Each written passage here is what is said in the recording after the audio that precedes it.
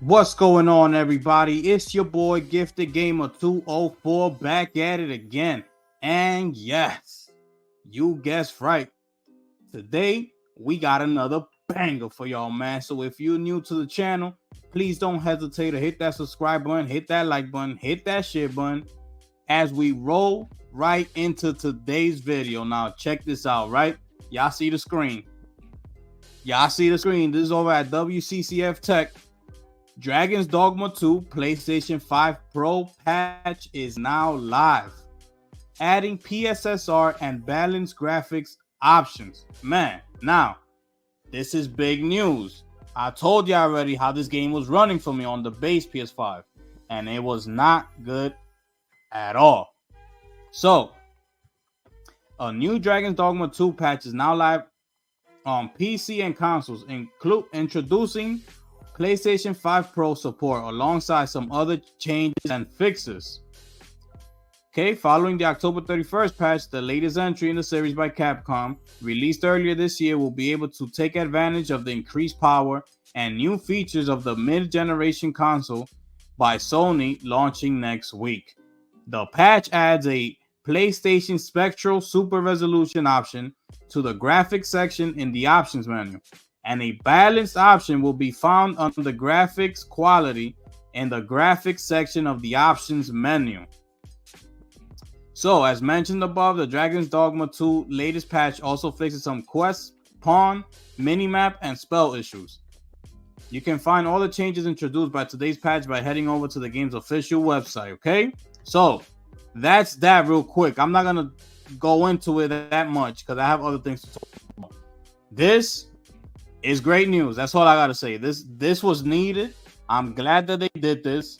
Those of y'all who haven't played this game and are a fan of this franchise, I suggest you wait. If you're getting a PlayStation 5 Pro, I suggest you wait and just get it when you get the Pro, because I'm telling you right now, I couldn't play it. That game was running horribly, but I already spoke on that. All right, so let me just get on to the next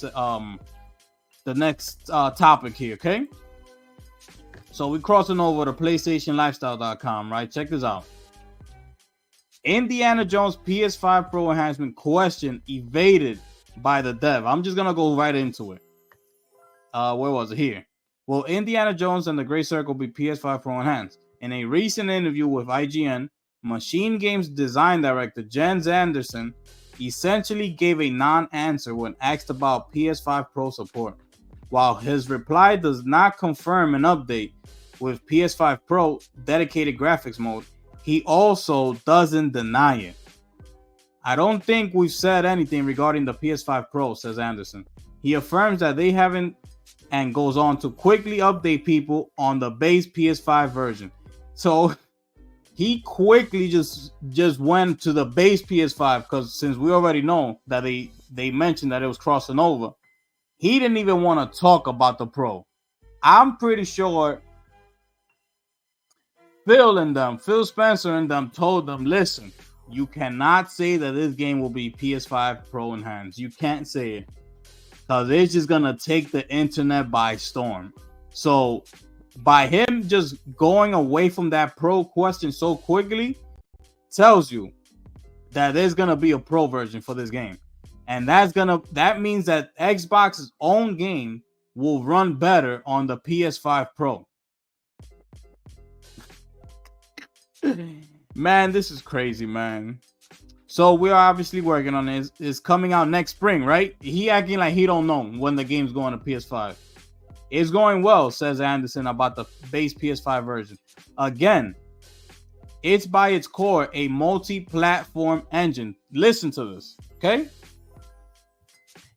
It's by its core a multi-platform engine.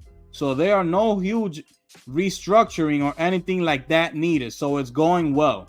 So he's talking about the PS5 port, you know, how they have to optimize the game for PS5. That's what he's saying. It's a multi-platform engine. So there's no huge restructuring or anything like that. So it's going to be, it's going to be easy for them to just put the game on PS5. Now, so that's it for that article, right?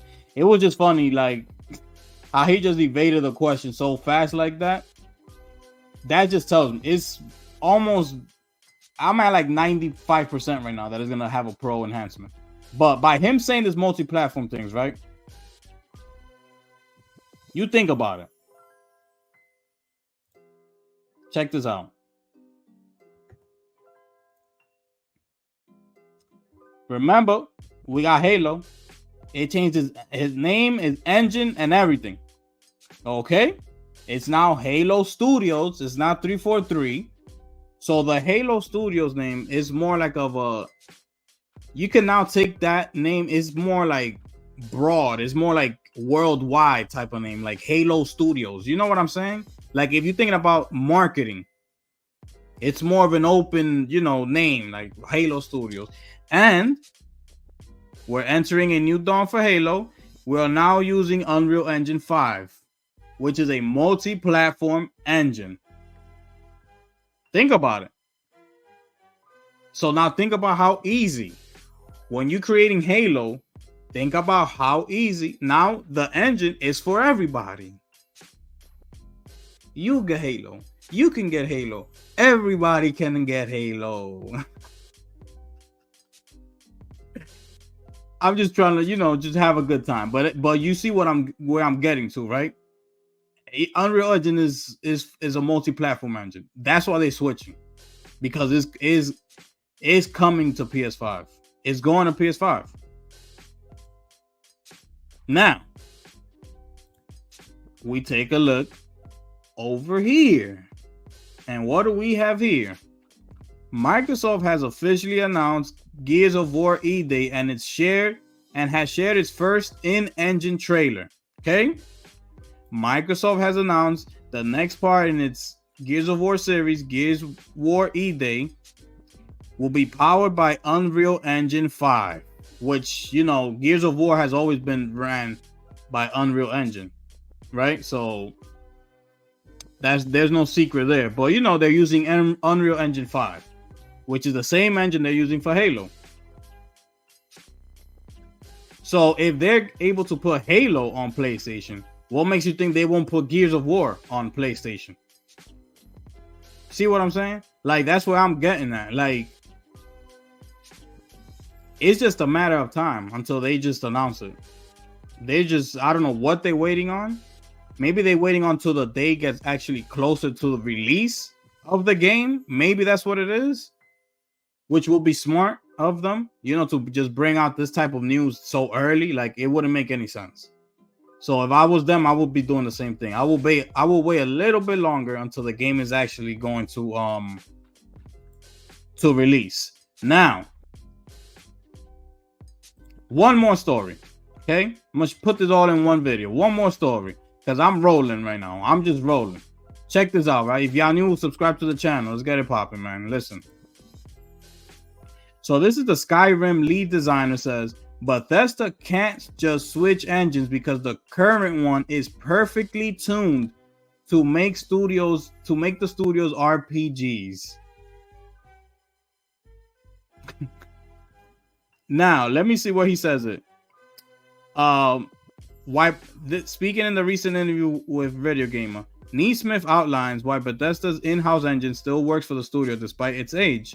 We're arguing about the game engine. Let's argue about the game. You don't want to do that, my friend. He says, the game engine is not the point. The game engine is in service to the game itself. You and I could both identify 100 lousy games that used Unreal. Is it Unreal's fault? No, it's not Unreal's fault. So, he continues. While Bethesda's engine has been used to create what are arguably many of the best RPGs of all time, it's also ever evolving. What started as the company's version of Gamebryo, a now long defunct engine, gradually blossomed into the Creation Engine. Gamebryo is no longer a business. It has been for a while, but the engine has been constantly tweaked, updated, and refined, continues Neesmith. So yeah, he's basically talking about the engine here again. But the Elder Scrolls, Fallout, Starfield at this point is perfectly tuned to that kind of game, and that's why swapping engines wouldn't be ideal. There's that, plus the sheer number of years it could take to implement and how it will slow down the development of any current projects. That's the penalty side. That's the risk side, Neesmith notes. So he's basically saying, they can't switch because this engine is perfectly made for its Bethesda's type of games, right? See, but the thing is now, Bethesda is owned by Microsoft. So it doesn't really need to sell anymore. They don't need to really. All these studios owned by Microsoft, they go to Game Pass. So they don't even need to think about, the sales of the game. It doesn't even matter anymore.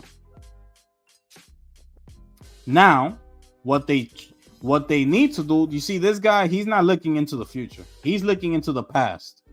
He's talking about how the game serves its games that they make. He ain't looking at Starfield. I mean, if he played Starfield, he should have mentioned it. He should have said, I played the latest Starfield, and I thought it was great. It was excellent, this and that and third. He should have been praising it. He must have not played Starfield, because that game was not it. Especially that DLC. And their whole... I get it, because there's fans for specific game types of games. Like, everybody has a different style, and I get it. You know what I'm saying? But now you're being on... You were bought by Microsoft. You need to expand. You can't stay in the same place where you've been the last 10 years. You need to try to continue to grow. Like, everything is getting... The microscope is just... Everything is getting bigger and bigger. Especially in today's world with social media and everything going on. This ain't 10 years ago. This ain't 15 years ago. Skyrim came out like 14 years ago. This guy's talking about how he must be still living in the past if he don't know how today's world looks. They need to be thinking about the future. So switch that engine. And what he talks about, people have made bad games using Unreal Engine. Well, that's the developer's fault. That's not the engine's fault, like he said. You need to make a great game. It's on you. You the developer. But the engine is there. The Unreal Engine, it's there for, and it has everything you need. It's just up to you. You need to learn the engine.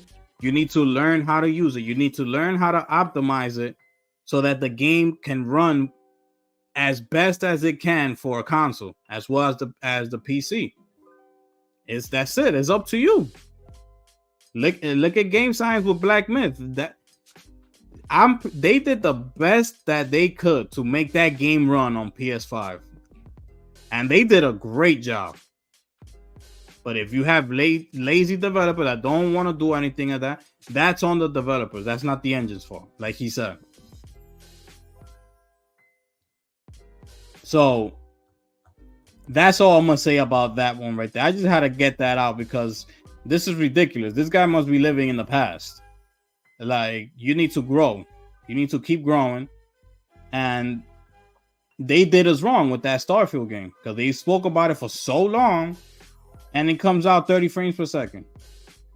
Anyways, that's all I'm gonna say about that, man.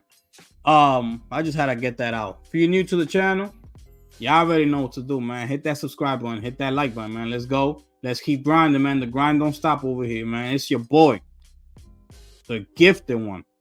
And I'm going to catch y'all on the next one. I'm gone.